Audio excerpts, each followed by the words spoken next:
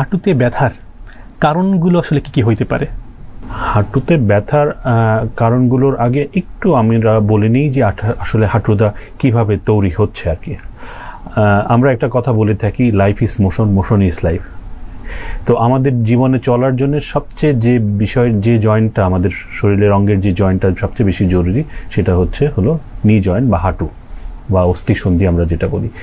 এই জয়েন্টটি সাধারণত তৈরি হয় তিনটি হাড়ের মাধ্যমে, তিনটি হাড়ের সংযোগস্থলে, এবং এই হাড় তিনটি ছাড়াও এর আশেপাশে কিছু লিগামেন্ট, মাসেল এবং টেন্ডন, কিছু ক্যাপসুল থাকে, এগুলো দিয়ে তৈরি হয়। সাধারণত এই যে স্ট্রাকচারগুলো দিয়ে যেগুলো দিয়ে এই হাঁটুটা তৈরি হচ্ছে, সেগুলোর কোনো সমস্যা হলেই আসলে হাঁটু ব্যথা হয়। এই হাঁটু ব্যথা হওয়ার অন্যতম একটি কারণ হলো অস্টিওআর্থ্রাইটিস।